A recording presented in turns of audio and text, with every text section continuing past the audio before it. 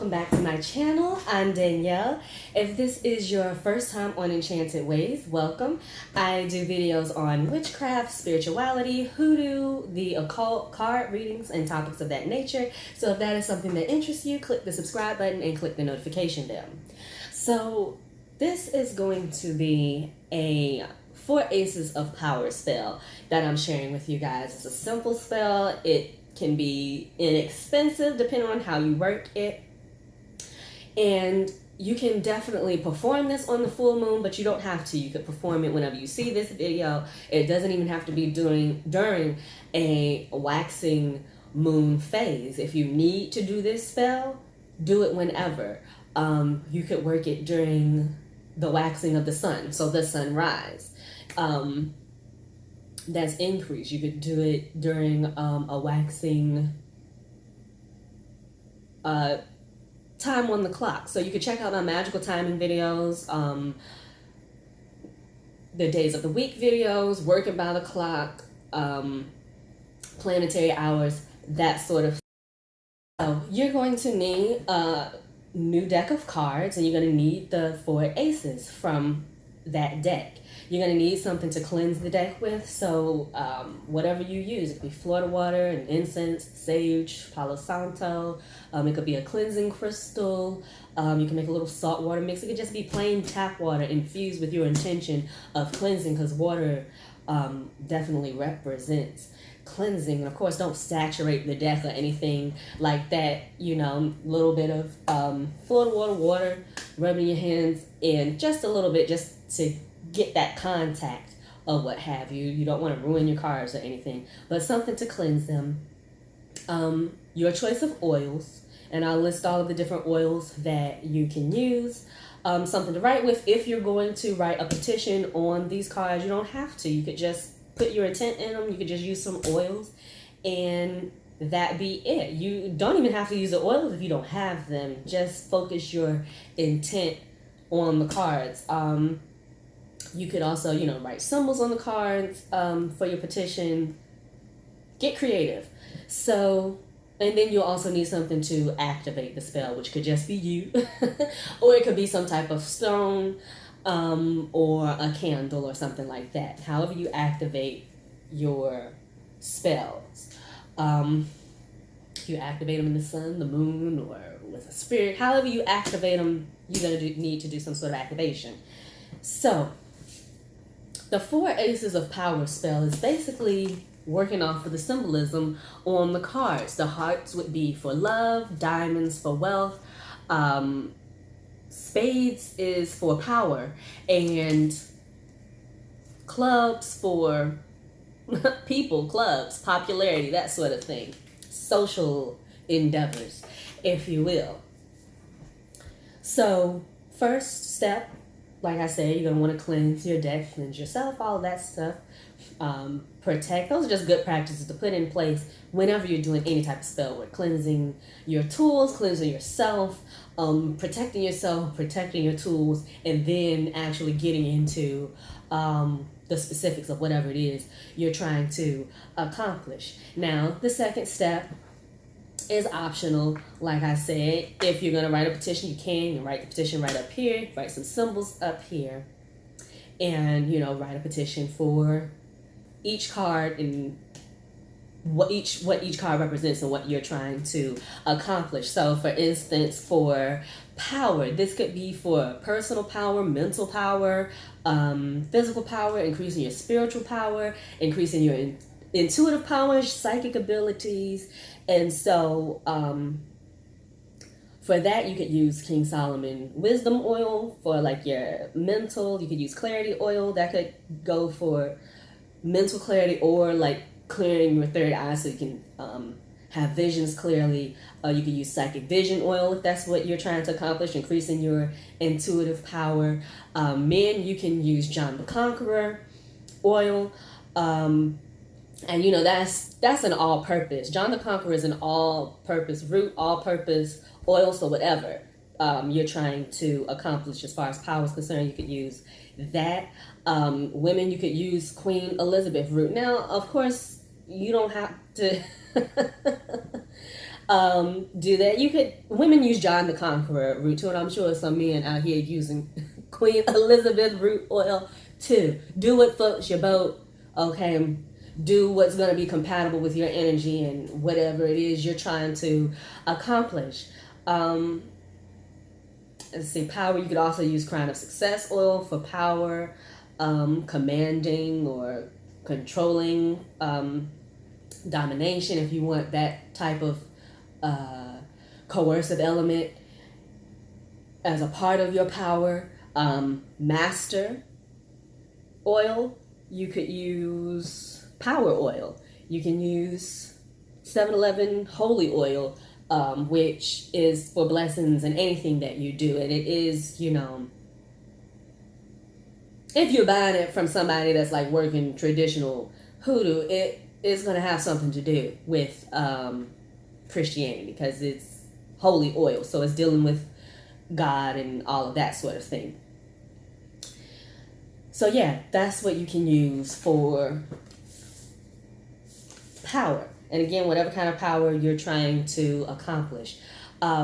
So you can write a petition like, I am a powerful witch, something like that. Or I have a powerful presence that commands respect. You know, what are you trying to be powerful in or with, or, you know, what are you trying to do? So money, diamonds. So you can use Crown of Success oil, money stay with me, money drawn, wealthy way, all of your money oils, attraction oil, just all purpose attraction.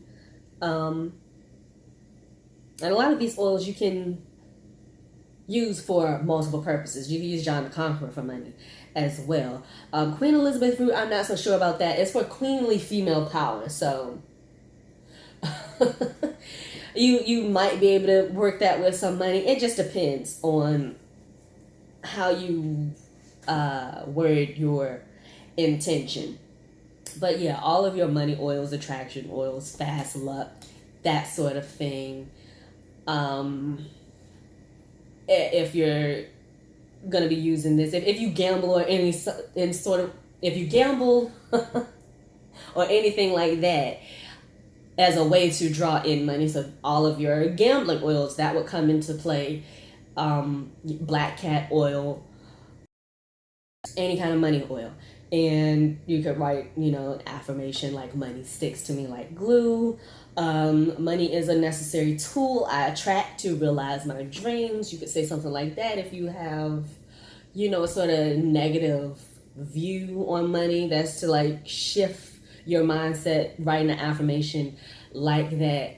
Because if you have a negative view of money, of people with money, you know, if you feel like they're not good people, they're corrupt, they're this, they're that, you're gonna have a hard time attracting that, because you know you don't want to become those things that you associate with people that have money. And so you're just not going to get the money, because it's like, okay, well, what do we want? We want the integrity, we want the money. And if you feel that strongly about it, you're going to lean toward the integrity and stay broke. So you would have to change your mindset about money. And that's one way to do it, writing affirmations like that. Money is a necessary tool I attract to realize my dreams. For hearts, of course, love. Now, this doesn't have to be, you know, the love for someone else. This could be self-love. This could be just platonic love, you know. People love you. People like you. And it doesn't even have to go as far as love. It could just be like, you know, something, a social setting. You just want your coworkers to, you know, like you, not give you any strife. That sort of thing. You could use it for fidelity. You could use it to attract a lover. Pretty much these are going to be like little mini spells. So sky's the limit. Whatever you're trying to do in the way of love, you can put that on that card. Well, it doesn't really matter, because I was about to say you could stick to generalizations, because this is something you're going to keep on you. This is like a permanent type of spell. But But if you want to get very specific, I mean, cards are cheap. So, like, you could do it very specific. Attract a love, okay, now you got them, everything's going good. Like, bury the cards in the backyard or something like that, and then get a new deck and do something different. It's up to you. Or you could just, like I said, just keep it general, and then you just always have this energy, this power on you, you know, because some spells are of a permanent nature. You only like break them down, like if something happens, they break, or you know, they're getting really, really raggedy because you just had it so long. But some spells aren't meant to be disposed of, and if you have to dispose of them because something happened, you've just been, you know, the mojo is about to come apart because you've just been carrying it that long. You just still wouldn't necessarily dispose of it. You could just bury it in the backyard and keep that stuff going, because your backyard anchors things down. So anywho, clubs, last but not least. So for clubs, that's anything dealing with a social nature. So popularity, getting respect. So that's why I mentioned those type of domination oils, commanding oils. So if you're in a leadership position, you're the manager, you're the assistant manager, whatever, you will have skills you will have leadership skills in order to be that effective leader. And people will follow you. That's what commanding is about. It just makes people want to do what you say, because they see, well, you're not going to do anything. You're not leading them wrong. You know what I'm saying? So that's commanding. Controlling is a little more coercive. It's to control the thoughts and actions of others. Domination, that's to rule others and control them. Now, essence of bend over, if you're curious about that. Essence of bend over is, for me, something I would use in special circumstances, because essence of bend over has a humiliation factor. So if you just want to dominate the person, you want them to do what you want them to do, or you want them to do what you want. Whatever. You want them to do what you said. But you don't want to humiliate them.